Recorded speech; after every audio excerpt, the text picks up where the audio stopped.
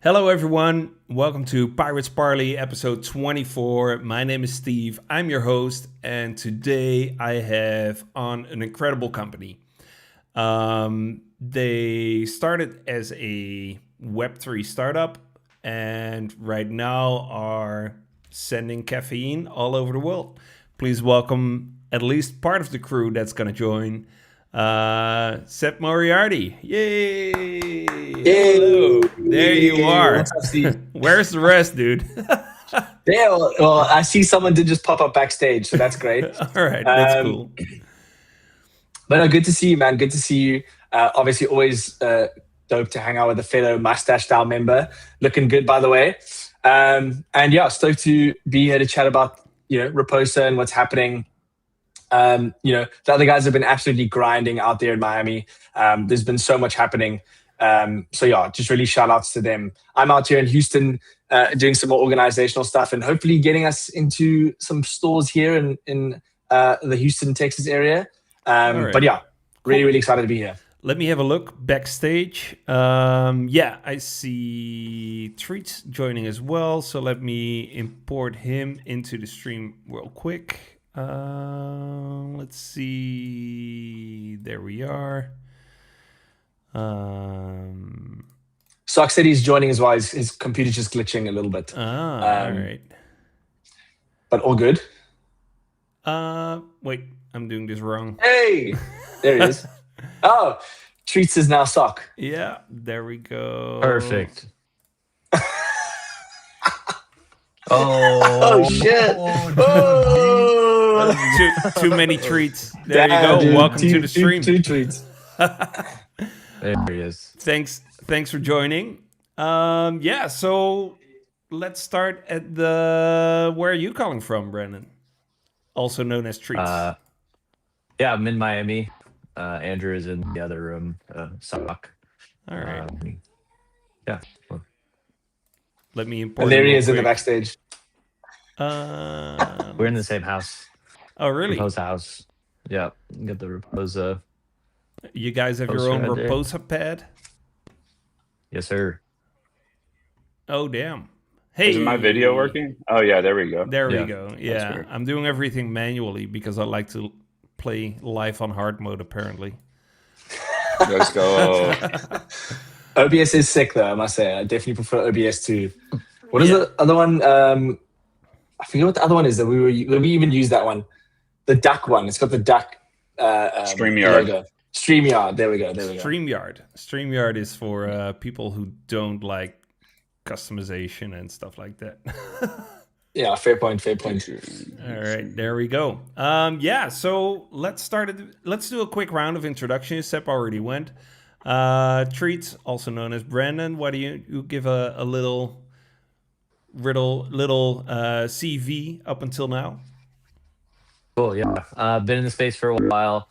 Joined the Raposa squad before mint of the Kups NFT, Cup or Cry, as you know, Steve. And yeah, I've worked my way up to be a co-founder.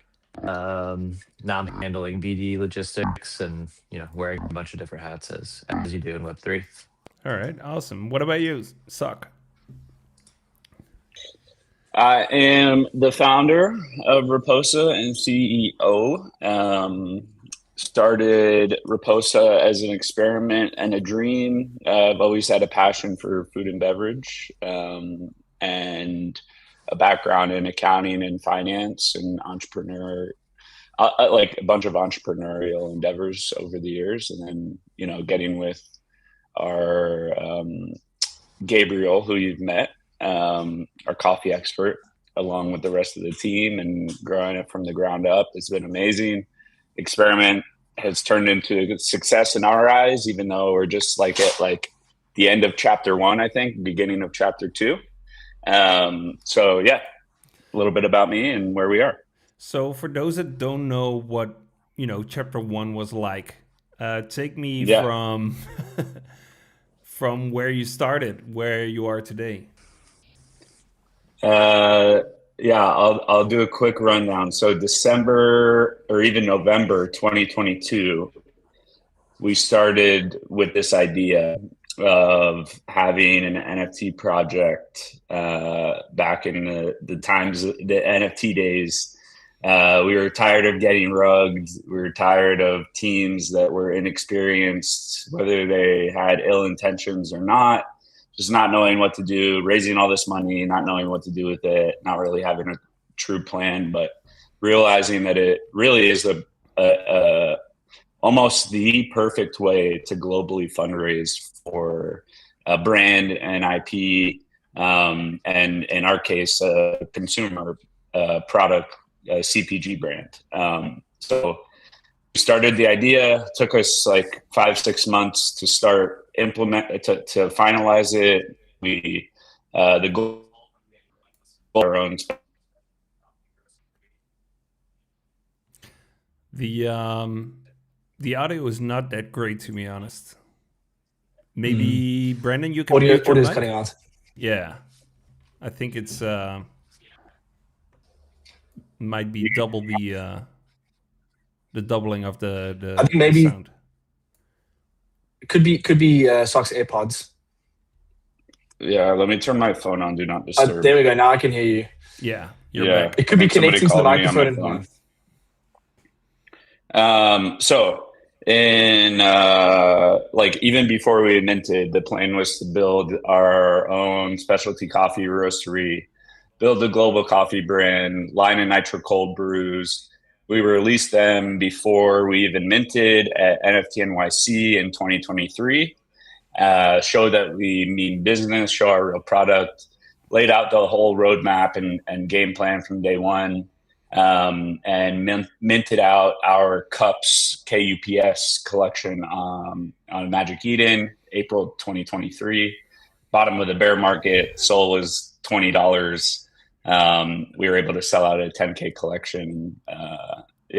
And kind of, from there, use the funds to do exactly what we said we were going to do. And that quickly grew into doing our first event ever, Solana Breakpoint 2023, with the Solana Foundation. They were extremely happy with the outcome. I think we accounted for about 85% of Solana Pay transactions in the entire Breakpoint from one booth.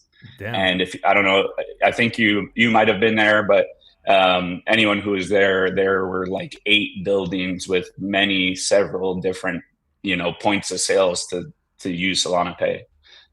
So they were like, all right, these guys are legit. And from there, we just, took the event route.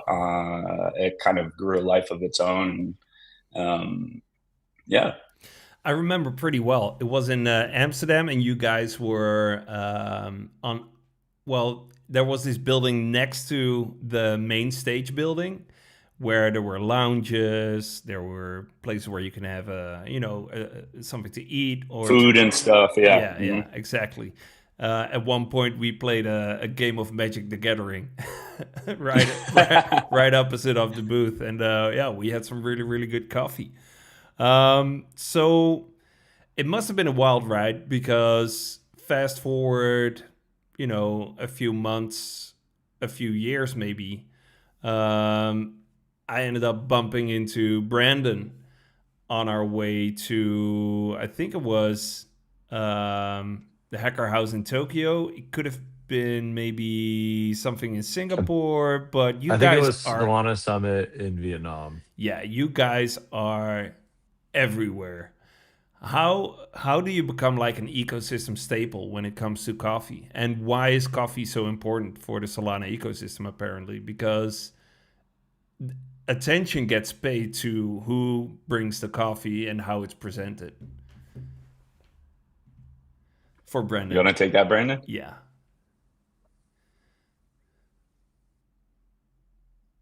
I think I'm lag. You're good. Yeah, I think we can hear you. I didn't really hear. All I heard was we met in we met in Vietnam. Yeah.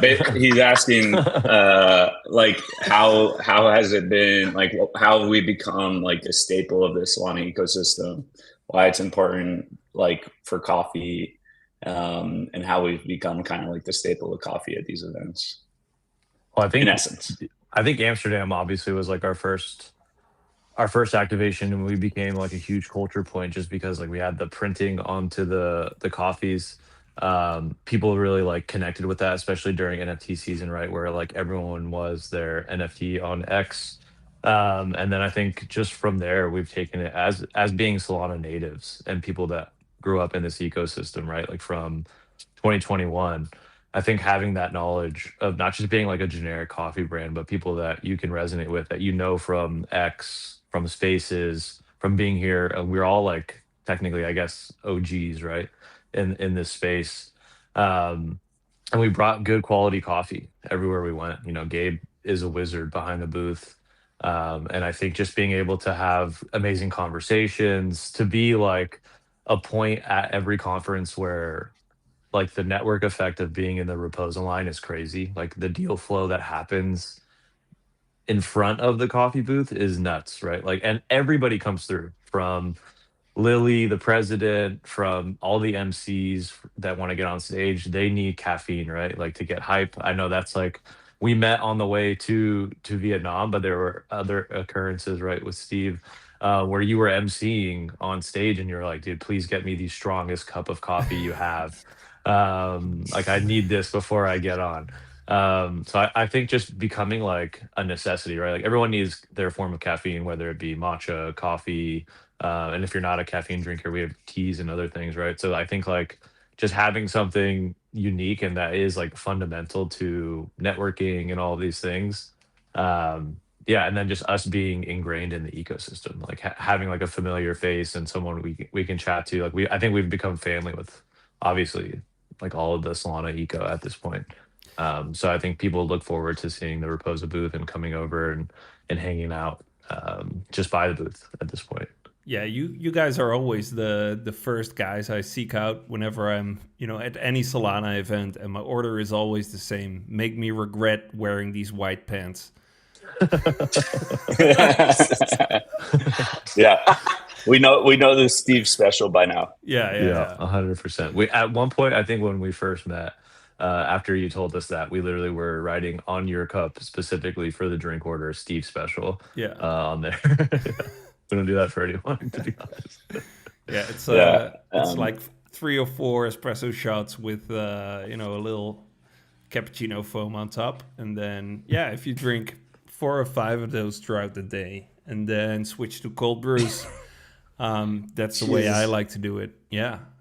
How are you alive, Steve? Caffeine fiend. I run on caffeine. It's your heart must be like the biggest muscle in your body, bro. Well, I mean, it really is. It must be like fucking huge. Yeah, people say I have a huge heart.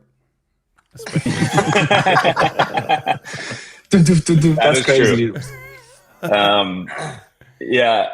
I'll add one thing to Brandon's point, is that like events weren't in our roadmap to begin with, and like we were given the opportunity, gratefully, through Amy Street introducing us to the Solana Foundation for that first Amsterdam Breakpoint, and from there, like I said, I think we provided such a unique experience, and being born on Solana, they just wanted to continue to see us succeed and be at the events and show, we were guinea pigs for basically the first like Solana Pay, point of sale systems, like every integration from there on out. We integrated Solana Pay into our online store.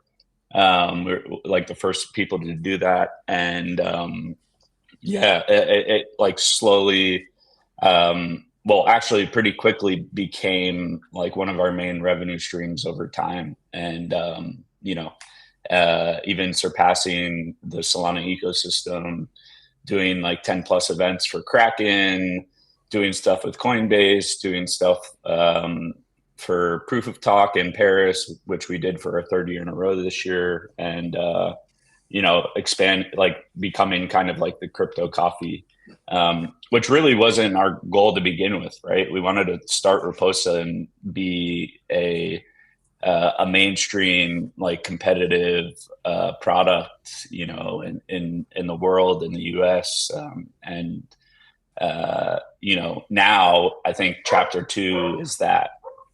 which we can go into. But yeah, I think events like really helped shape where we are today.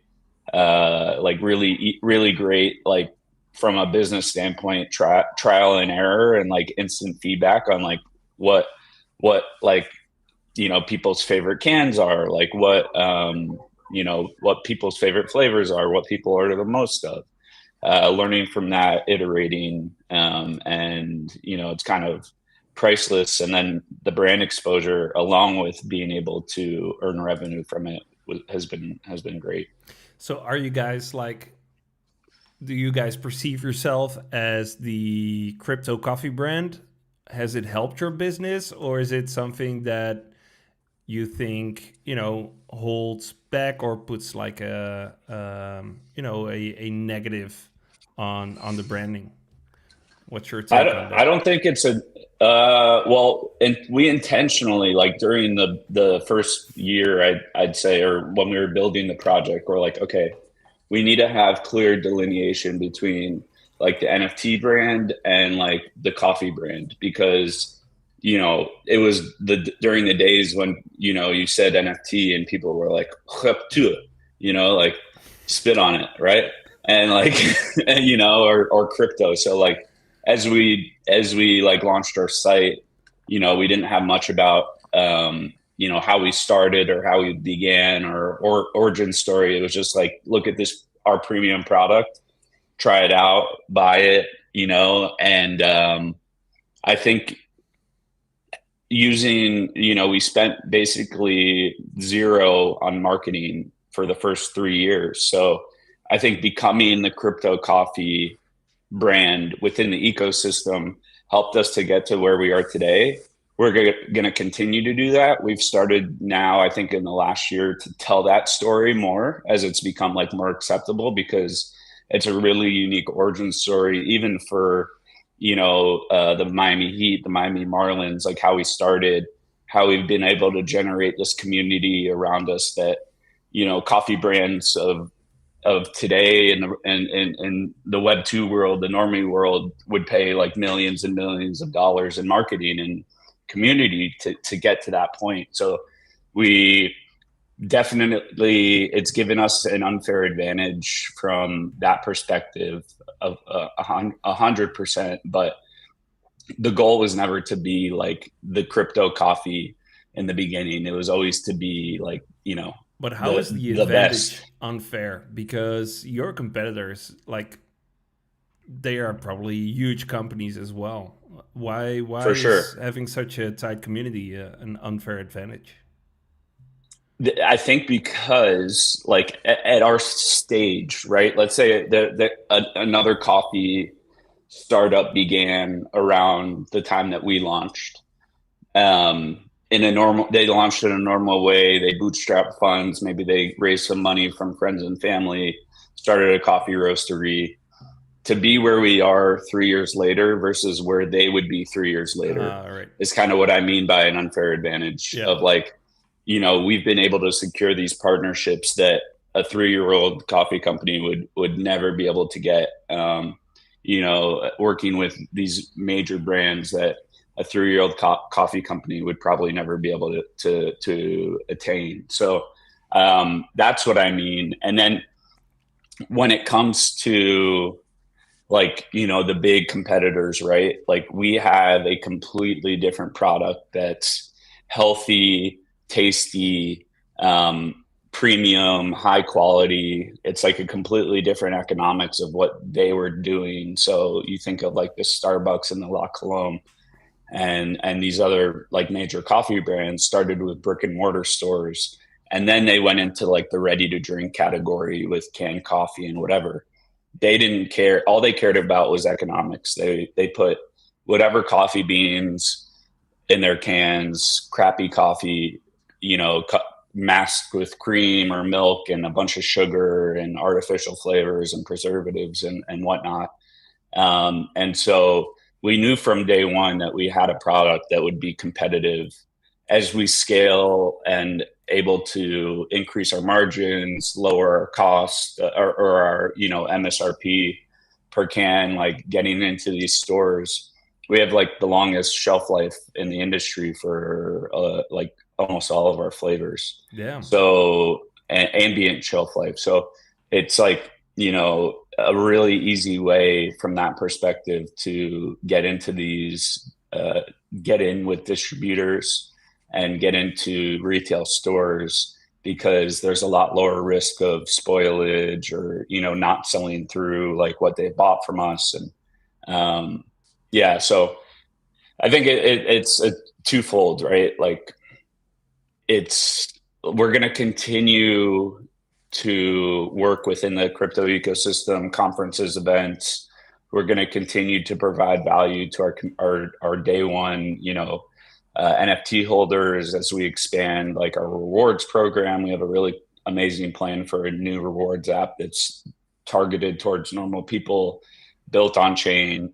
And only if you know that you have, like, only if you're in our community, you can like integrate your NFT holdings and like get added bonuses. So like, you know, we're still going to continue to provide that, but as we scale mainstream, we want to like bring that, you know, the tech unlocks in terms of own loyalty to the mainstream without them knowing that it's, you know, built on the blockchain. Yeah. So to circle back real quick, you already mentioned Miami Heat, the Marlins. For those that don't know, Raposa is the only Web3 company that ever did an announcement during an event, which was Accelerate in Miami, that actually made me cry because I was so proud of the what they achieved. You guys So landed a deal where for the next couple of years, you guys are the caffeine dealers for the people that are attending Miami Heat and Miami Marlins games, which is fucking huge. How did you guys achieve that, Seb, for you, this one?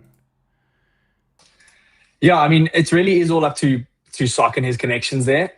So give him big props for that. I mean, that was like a deal that kind of, I mean, essentially what happened was Sok posted something on LinkedIn and got contacted by an old friend of his, and essentially who was working at the Heat, right?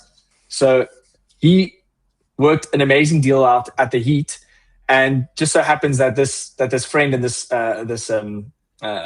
buddy of his then moved over to the Marlins in a similar position and was able to broker an incredible deal there. So I honestly just, I think you know, as someone who's joined the company about 3 months ago, right, and has known the team for a long time, right, was here in the beginning, in the early days, like when Raposa started. It's been incredible to just see like what they've achieved in that amount of time, and then just to see what is still being continued to be achieved, right? Like, I think a question people ask is that, like, these partnerships are obviously amazing, right? Like, you with the Miami Heat, Miami Marlins. I don't think people necessarily understand the level and the depth of these partnerships.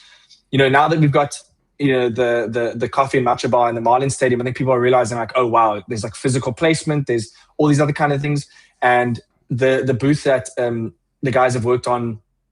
Well, Sok has someone that's been helping us with the development of the booth for the Heat arena. Is like, it's next level. None of these sports stadiums have coffee and matcha bars. Like, they've never ever had specialty coffee. Like, the guys were telling me that these last like home games that were happening at you know, at the Marlins Stadium, right? So, you know, games that they play at their home stadium. You know, these other sports players have been coming up and saying like, this is awesome. Like, we haven't seen this anywhere else, right? So I think this high level of partnership, or these high level of partnerships, are just going to continue, right? Because, you know, we've been able to dominate in crypto. We're now moving into the more mainstream market with these big partnerships. Not only did we partner with Miami Heat and Miami Marlins, we also have been working with MoonPay and X Games, which is also massive. Again, that gives it a bit of an idea of like where this unfair advantage that Sok spoke about comes from, right?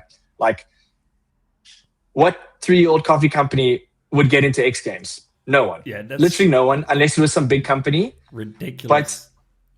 But because of filling a niche in the market within crypto, right? That at these conferences, everyone needs coffee, everyone needs something to drink, right? a lot of the times they were paying other people these other services, right? But they don't understand the culture, they don't understand the market, they don't understand the people, and we do, right? So that creates a really amazing element there. And just from being on the other side of the coffee bar, let's say, and seeing these booths at conferences, right? In the past, obviously, I come up, when I wasn't working with the guys, like, hey, what's up, boys? Obviously, hang out a bit, and it's super cool to see the booths and everything. But actually realizing the impact that they have now from the back, from now being in the business, it's astronomical, right? Like they are always the most populated of any whatever station at any event that I've been to or have gone to, right? Like it's just consistently busy. So not only are we able to execute partnerships on a high level outside of crypto, we can do it in crypto. And I think that just shows how much we can continue that kind of like that snowball effect, right? Just keep moving, pushing onto bigger and better things. And I think also the product itself gives us a huge advantage, right? Especially even like with this partnership with the Marlins and the Heat, right? Like having just a coffee bar and matcha bar is cool, but having ready to drink like beverages, like our nitro cold brews and our teas, just adds like a whole nother angle to this. And we're actively thinking of ways that as we kind of move into the sports kind of market, like how could we also maybe create products that relate a little bit more to that, but still retaining the quality and the vibe and the style that we brought with the current lineup. So there's really just like so many amazing opportunities that are happening and that are still to come. But yeah, honestly, dream come true with the Miami Heat and Marlins. Last thing I'll say is it's crazy to me to be here. And when I was about 14 years old, I'm from South Africa, so like visited America once, a couple of times when I was growing up, but she brought me back a hat as like a gift, and it was a Miami Heat hat. And I wore that thing like every day when I was like 14, 15, 16. I don't know what happened to it. It disappeared. I think someone stole it because obviously it was a dope hat. And now to think that I'm working for a company that actually is partnered with them is nuts, like honestly crazy. So yeah, definitely happy to be here and happy to be working with the boys. But that was a very long-winded answer to your question. Apologies. Yeah, no worries. So why did you guys choose Solana? We were all in. We were Solana OGs. Like we knew that. I can speak for myself, but like I quickly became a collector when NFTs launched on Solana, and like I've always been into art. I've always been into photography, like any sort of creative thing. And when I learned about NFTs in 2020 or whenever that was, I was like, this is so cool. Like no one can replicate it. The artist gets their royalties automatically when it's traded. Like just thinking of like a one-of-one art, and then seeing like the collections and everything come out.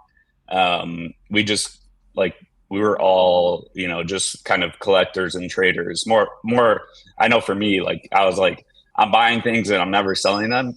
Thinking like that they'd be worth $1 million down the road. And, obviously, yeah, round trip, I'm a big round tripper, but at the same time, like it was like at a certain point, like supporting, teams that I thought were doing cool things or had the chances to do cool things.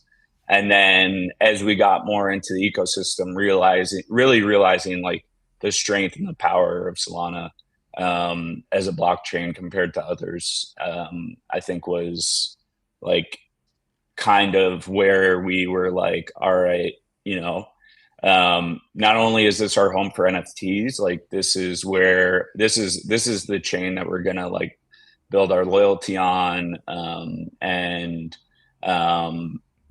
to keep up with the fast pace. And like, as we go more mainstream, like selling millions of cans, getting millions of users onboarded to our loyalty app over the next, few years. There's only a few chains in my mind that can handle that. And, having been born on Solana, that's kind of the goal. But it just was a no-brainer, right? Like the Solana Foundation have been supporting us for the last 3 years since Amsterdam 2023, through events, through, you know, a various number of things, including us in their pop-ups, like making sure that we're at these like small, like 70-person events. They were doing a bunch of in New York, you know, like Digital Asset Summit, you know, and yeah, it's just, but more importantly, I think the final and last thing, which I think is the most important thing, is the community. Like having gone through all of the trials and tribulations, like I don't think there's any other ecosystem that has as thick of skin and is still here, you know? So, you know, that's where we wanted to be. And when we launched our NFT collection, like we made it really clear what we're doing. We made it really clear this is not like, this is a collectible. This is not rev share. We're reinvesting like our profits to scale the business. You know, we want to reward, we're going to reward our holders like as time goes on, but it's not going to be immediate. Like this is a, you know, traditional business in that sense. So like no startup is giving dividends right away. And that's why I think we've seen like a lot of those like rev share projects fail back in the day. Yeah. So yeah, so Solana is, you know, Solana's home for all of us here on the team. So what about you, Brendan? When, you know, was Solana your first blockchain as well?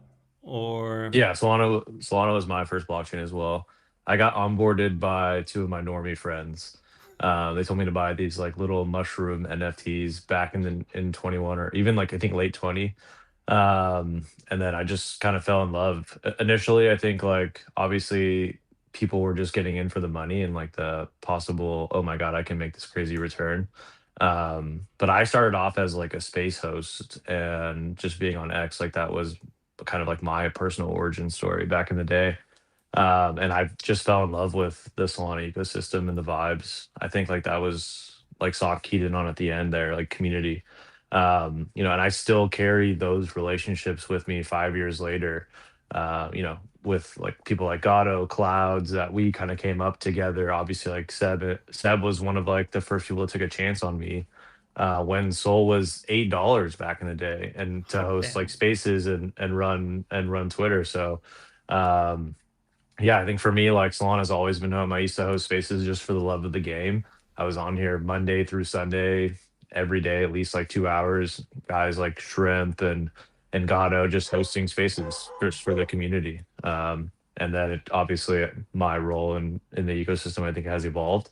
But I think just creating those relationships like is crazy. And then like when you go to your first event or your first couple events and you meet these people, you already know them, right? Like it takes away that first like awkward icebreaker kind of interaction that exists like at traditional networking events, and like having these prior like conversations for hours on end with people on X with the Solana ecosystem, and just having like that common like shared like love and knowledge for the eco, I think like just helped so much. And it I mean, I'm truly like some of my best friends in the world now are on Solana. So it was kind of an easy choice for me. it's so weird how in this ecosystem you can just keep showing up and eventually you'll just find where you belong. Like, but you have to, it's kind of a grind as well, right? I was 100%. showing up for, you know, months before I got even, you know, the smallest role, and nothing marketable even. And then fast forward 2 years later, I work at the biggest RPC infrastructure provider on the best blockchain there is, in my opinion, for, you know, scaling any business. But yeah, starting a caffeine company and scaling that through blockchain was not on the bingo card for me, at least. But yeah, I'm happy. I'm happy we're here. So yeah, what's next, Seb? What's next for you guys? Whew.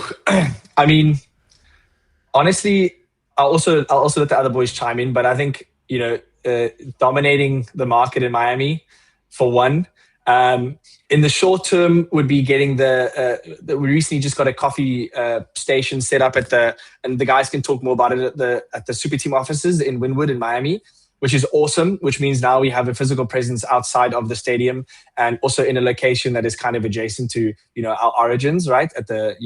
At Super Team at the office there, which I think is going to be huge, right? For us, especially for, just little events and also kind of getting, that word of mouth going around, right? People on the street walk off, they come and they find the little, the bar. And then also people in the stadium, maybe they walk past like, oh, sick, So honestly, I mean, I think for the rest of the year, we just really are making sure that these partnerships are, maxed out in regards to utilizing them to get, distribution and things like that in Miami and getting, mind share. I mean, I think it's Biscayne Boulevard, right? Sock. There's going to be like which is the Heat Arena. The Heat Arena has like a massive like LED outside that has which is going to be pushing Raposa, like our logo brand on there. I think it's 20 minutes a day, 20 minutes segments for how many hours a day? 15 or 20-second segments. 15, 20 seconds. 20 minutes a day, 365 days a year. I was in the hotel next, or across the street from the Miami Heat Stadium. It lights you up. Huge. Yeah, it's huge. Yeah, and Biscayne Boulevard is like one of the busiest streets in downtown Miami. Like people have to pass by the Heat Stadium to get onto the highway to go home from work, to get to work. So like the visibility of that, which is, supposed to start even next week, even though the heat season doesn't start until October, is going to be huge. Huge. Yeah. So yeah, I think Seb hit it on the head with that answer. It's like, we're focused on, we had our first 6 games at the Marlins last week. Our first day, we broke records of sales at that location. And it was a Monday night at like 6:30 p.m. where you would think like, there wouldn't be many coffee orders. And then every day from the first to the 6th day, we had more and more orders, like kept breaking the record. And then Sunday was the last day of like this homestand, they call it, the series of games. Now we have a little break until the next series of games, but start. Your audio is cutting out again. Oh, it cut out. Yeah, it cut out he again. kind of cut, but I think what he wanted to say was like that, like he mentioned that first day we had a record-breaking sales at night, and then we played on Sunday during the day. We actually tripled the amount of sales that we had on that first day, which was already a record-breaking, sales day for us at that location. And so to kind of have like that, obviously that presence, we're already seeing people like, we've had a couple like season ticket holders. So these are people that go to all the home games for the Marlins, become reoccurring customers and like friends already in a 6-day span. People are already asking like, hey, where do I buy these cans? Where are you guys at? Like seeing that already in 6 days. And we're at the halfway point of the season, like, right? Like the reason we have this gap right now is because it's All-Star break for baseball. So all of the teams take a break. They're in Philadelphia right now, and the NL plays against the AL. They take players like from all over. So there's no games or anything at the arena, and this is why we have a long break. But it's like perfect for us. It was like the best time for us to start because now we're going to be able to track all the data from the first 6 games and carry that over into the remainder of the season, which I think is great. And I don't know, just hearing people like, before us, it was like and I'm Cuban, so I can say this, right? Cuban coffee might not always be the best. They burn the shit out of their coffee. They don't really froth the milk well. Then they just add a lot of sugar to it, right? So you're not really tasting the coffee. Seeing all these people that maybe were stuck to like that old way, or people that are new to the stadium, like trying this coffee and having this experience has been super cool. So I don't know, just a long-winded way to say like the Miami takeover is going to be definitely like our priority, and I think it starts with obviously these first partnerships with the Marlins and the Heat, and then having the pop-up. But already hearing like hey, where can we find you? Where can we go? Directing people to the website, being able to now direct people to the pop-up in Wynwood. Like there's so much interest already in 6 days that I can only imagine what that looks like at the end of September when the first season is over for the Marlins. Last thing I'll add, because I cut out, is that like the Saturday and Sunday games, we had 10 to 15 minute lines for an hour plus, like an hour to an hour and a half of the game.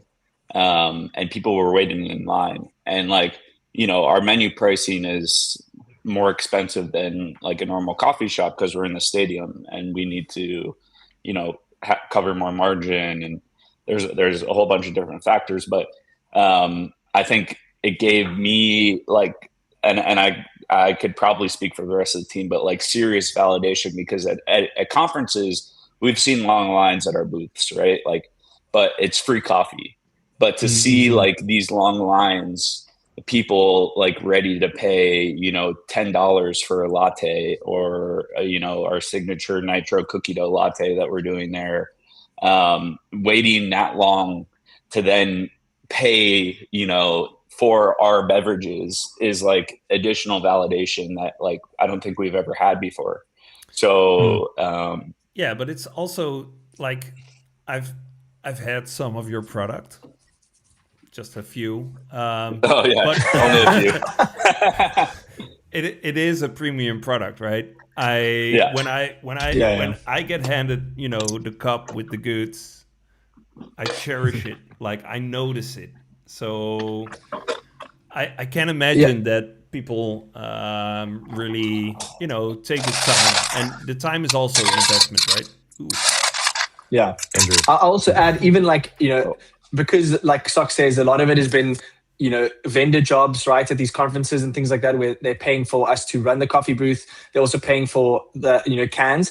Obviously, we get incredible feedback. People love it. One of the biggest pieces of feedback we always get is like, it tastes really clean, which I think is just amazing to hear. And then, as Sok says, like, and with him and Treats at the stadium and seeing people actually coming and paying for this product, not that they haven't in the past, right? It's just that that's been the majority of the time. Even here in Houston, like I've been talking to some people out here, like a restaurant chain out here, and they have like a bunch of coffee shops out here. They have like 8 or 9 locations. And I went to go meet with them and give them the product to test, and they were blown away. Like, this is amazing. Like, they literally were like almost immediately like, when can we get this in a store to test and to do stuff with? So like, and these people obviously know coffee, right? Like, these are people running coffee shops, they're running coffee businesses, they've tried different things. They've had different cold brews. They've had different kinds of things. Like, I'm talking to, like the top baristas or whatever at this company that are like, and they telling me like, this is really, really good. Like, this is really good stuff. And I'm hard to please kind of stuff, So it's like 3 years of hard work and grind to kind of validate this idea and this product. And then now it's like, it's kind of this confidence boost to go out there and not only have the validation from these vending companies and these or like these events and things like that, and having a lot of your friends, right, and people also come and now actually in the real world, like in the wild, people are saying the same thing. Then that what you've got is really, really good, and that there's no one doing it like we are in the States, and I can confidently say that. Yeah, that's crazy. So, circling back to Solana, you guys are who was that Sok? It's like Gabriel. That was Gabriel. Nice. Ask him to come back. Yeah, I will. Show me what you Gabriel, got. come back. Don't put your shirt on. That's so cool. That's it. Oh yeah, you guys are building like an on-chain loyalty program. What is that going to look like? And, there are some teams that are, that have attempted this, but they don't have something you guys do have, which is customers. And you guys have a lot of them. What is that going to look like? And what direction are you taking it? I'll give a quick overview, and then Seb can dive into the details. So the whole idea is like, right, when we launched Kups, it's its own loyalty, right? It's like essentially having a Genesis, lifetime membership pass collectible to Raposa. And there won't ever be any more of them. But we wanted to bring that concept of own loyalty to the mainstream. So the idea is, having QR codes on all of our products, special QR codes on our limited edition cans. We just launched the MoonPay cold brews recently. So like having special code for that, our custom X Games can having a special code for that, the Marlins limited edition cans that will be in the stadium, the Heat limited edition cans that will be in the stadium. So, building out this loyalty app that you not only is, has blockchain integration where we're, able to sell directly through the app and get USDC in return back into our treasury or yield on that, et cetera. But every time you get one of these limited edition cans, you get this like collectible badge with them. So you get the Miami Heat badge, right? So if you come to a Heat game, you're able to get this Miami Heat badge. And creating a, the more badges or the more unique badges, let's say there's only 100 of these like limited edition cans, there's only 100 badges for that can. They'll add on to your bonuses and discounts or ability for free items, et cetera, and creating it in a fun way, but also creating a marketplace out of it where someone in our community that's in Europe or in Asia and might not be able to ever make it to a Miami Heat game can go into the app and buy this badge that can help them out and, just kind of keep that collector mentality alive and thriving and for normal people too. And they're like, oh my gosh, I could sell this badge that I got from this Miami Heat can for $15, $20. It just doubled my money and, buying a coffee and having an incredible coffee. And now maybe I don't need this badge or I have two of them and, et cetera. So creating a marketplace where people can trade and actually own their loyalty. But having the option to trade, within the app as well. But yeah, taking the Starbucks, reward app model where people can load up their balance, we'll have that as well. And that'll sit in USDC on our side. And then people can use that balance at our in-person locations, online, or buying directly from the store. But I'll let Seb kind of get a little bit deeper into that. Seb is muted. He doesn't know. We're obviously gonna adapt this as we go, and I think start small. We're planning on starting small and kind of building out this kind of loyalty program as we progress, and we can work. We're looking to work with a good team in Solana named Decal. So Nick, absolute great guy, and Josh, they're really good dudes. And I was just thinking, after the stream, I'm gonna introduce him to Decal because we actually have a call with them after the stream. We've been working with them for a while since April, actually. I love Decal. I've been amazing. Introducing them to companies here in the Netherlands as well. People are interested. It's a really good. But off topic. Sorry for interrupting. Because they're great. Because the thing is, I think a lot of people, and this is obviously in discussions we've had, is like, okay, well, these other people, they tried, it didn't work, and but at some point, right, you try enough, and teams do things enough to get to the point of where we figured out what works and what doesn't, right? So we're not going to try and take this in a direction that doesn't make sense, right? Like, how do we slowly introduce these elements that, the trading and things like that, and essentially also getting these elements for our community to start being rewarded, right? That's a big thing. But Decal has great infrastructure for this, right? Normies use this app and it creates a wallet. They don't understand that that's actually a crypto-based wallet, right? And that can be used for a multitude of different things, right? So it's about making the app adaptable for the specific user, right? That's, I think, going to be the big challenge for us, right? Like making it so that it's obvious enough for a normal user that they can just use it and not have, and maybe not be put off by the thought of blockchain, whereas a more crypto user can also use it at the same time and use those additional kind of features, but make it all feel like one flowing thing. So I think it's going to be a lot of work, but I think we're gonna crush it. I think we are the correct team to do it, right? Because I don't think there's a lot of people that have the context we have and have been in the ecosystem for as long as we have and have this like angle of getting into the mainstream in terms of the trajectory that we're on. Yeah, product, the reach, the visibility. It's going to all be integrated into our, marketing with our partners, the Miami Heat and Marlins, into our in-person location. And then again, I said this earlier in the stream, but, having a little back end, like in my profile view, right, is like connect your wallet, small, but like, we announced it to our Discord community so people can, like, the Solana natives, our community, can connect their wallet and get, quadruple boosts or whatever. We'll tier it out based on their tiers and their quantities. And, we even have our validator, people staking to our validator. We could collect that data, give them bonuses. So there's so many angles like behind the scenes that we're going to introduce to our like crypto native community that the normies might not necessarily see.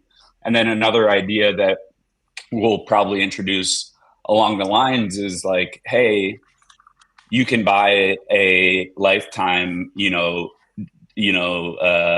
membership pass essentially. And the pricing will be directly correlated to like the floor price of Kups. And so they might not know it, but by becoming a lifelong member, it'll automatically buy a cup from the floor.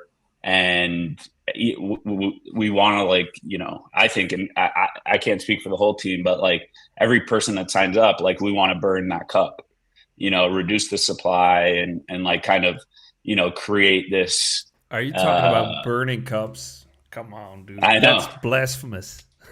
I know, but also reduce supply, increase demand. So basically a way that we can integrate, demand for our NFT collection without normal people knowing it. And, the floor price gets over a certain price point where having a lifetime membership doesn't make sense. Maybe it's like every 2 lifetime memberships that get bought, a cup gets bought and burned, right? But like doing stuff like that, I think like we want to like that's value that is easy for us to incorporate in a way that provides value to our day one holders, people who hold many cups from the beginning. They've never listed one, who have never sold. Like, we wouldn't be here without them. So we want to do as much as we can to reward them through, now being able to go mainstream. I remember buying my first cup. You guys were enjoying your dinner, and I was there having a beer or something. And right, yeah. I was thinking, how much is the floor price right now? And I bought like one of the most sought after perks, like the Cosmos skin or something. I bought one of those from the floor. Cosmo, let's go, dude. Cosmic, let's go. Burn jungles. Yeah. Not actual jungles. I mean the jungle cups, the NFTs. Ah, all right. No, did you not know that there's a war between the jungles and the cosmics within the community? So it gets pretty heated, honestly. Really? So the jungle NFTs and the cosmics are like they're 2 factions within the community, and the jungles hate the cosmics and the cosmics hate the jungles. And honestly, sometimes like people will literally buy either one and burn it as like a fuck you to the other side. You're like, oh, we burn a we like the cosmics burn a jungle, or the jungles burn a cosmic. It's hilarious. That's wild, dude. Why? So where did this start? It's not really. It was me. I started it years ago, like 3 years ago. It's more one-sided. I think it started with me and Dup, to be honest, because Dup was like a big cosmic guy and I was a big jungle. It could have been because I started the channel in the Discord. So it could have been that you guys, and then I started the channel to be like, let's make this an actual thing. And then Dup and I started burning each other's assets because we were like, fuck you. It's a ploy to reduce supply. Yeah. Exactly. Yeah. What a fun way to reduce a 10K collection. I will say there's way less cosmics than there are jungles right now. Because we're winning the war. It's a one-sided war. That means we're worth more, though. It's a false flag operation, you call it. Cosmics on top, dude. Cosmics on top. Cosmics on top, Copper Cry. So for any one of you, basically, I asked Vidor from Soulflare last week what question I didn't ask yet. He said, "What was your biggest fumble?" And I thought that was such a great question. So what was Raposa's biggest fumble thus far? I could go first. I think I have the most context. I think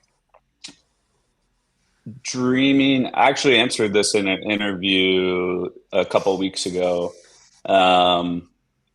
Like when we launched Raposa, right? Like we had this kind of set direction in mind, right? Like we didn't have events planned. We like in a roadmap. Like we didn't know we were going to be doing so many events. We thought we were going to be selling so many roasted beans. We thought that the cold brews were going to be. We had too many assumptions in our head. We thought the cold brews were going to be like an aside to like the roasting operations, and that we were going to be selling coffee beans to every coffee shop in the world, right? Or like every office building and hotel. And I think we built out our first roastery to fulfill a capacity, that wasn't there yet. And so learning from that and I think being able to adapt the direction of the business has like that was probably our biggest fumble, but then we were able to learn and adapt and move on from there. And now, as we're looking to launch our coffee shop and roastery here in Miami, not the temporary one at Super Team, but we're going to have a permanent one that's a lot bigger, moving the roasting operations here to the US, since 95% of our market's here. And so we basically have learned that like we don't need as big of an operation to begin with. We don't need to buy equipment outright. Like let's rent, let's lease, let's do things in a gradual manner, because we could always get more. We could always get a bigger equipment that can roast, another 50 kilos of coffee every hour, right? So not that we're starting from scratch, we're like starting just with the right information in mind, because now we know that our nitro cold brew, our ready to drink cans, is our differentiator as a coffee brand. It's not our specialty. It's not our coffee beans, even though they're amazing, they're great, but a lot of people roast great coffee. We're the only ones that have this quality of canned nitro cold brew with specialty coffee beans, with minimal sugar, no artificials, no preservatives. The lattes are vegan. Like we check all these boxes that a lot of canned coffees don't check. And we're trying to change people's mentalities of like, oh, canned coffee doesn't taste good, right? And so, good, pushing. I know, yeah. And every time people try our coffee, that's what they say. And so, like, now we have this whole new mainstream demographic that, like, at the Marlins stand the last week, there were a lot more fresh, like, lattes, a lot more hot coffees, a lot more coffees from the coffee machine ordered. And we're slowly trying to introduce them to our cold brews, because they see the cans and like 9 out of 10 people think, canned coffee, like, let me have a fresh coffee. So we're like, all right, just try one. If you don't like it, we'll make you something else. And so, there's been a number of times where that's happened and they're like, oh my God, this is the best canned coffee I've ever had. Right. And so, I think that was probably our biggest fumble, is like maybe using too much funds initially to build out something that we weren't ready for in terms of demand, and now being a lot more intentional with our spend. Yeah. All right. Looking at the clock, do you guys still have some time for one more, or do you guys need to drop? We do. I think we'll be late for the decal call if we do one more question. All right. If it's a quick one. If it's a Yeah, quick one, Steve. Basically, Where if will- Seb can answer it, and Where will we That's all. see you guys next? Jeez. I'll answer this one. Okay. We got a couple of events that we're busy trying to lock in, so we can't explicitly say right now. But Miami, dude, Miami. That's where we are. That's where we're located. Also, if you're in Houston, hopefully soon you'll also be able to get the product out here as well. But Miami, baby, Miami's where it's at. That's HQ. And after X Games end of the month. We'll have our cans the there. cans are going to be. And what about Is it this weekend as well? what this about weekend the as well. Europors? The what? When Europor? When Europe? Yeah, I mean, I think London Breakpoint. So we have that to look forward to.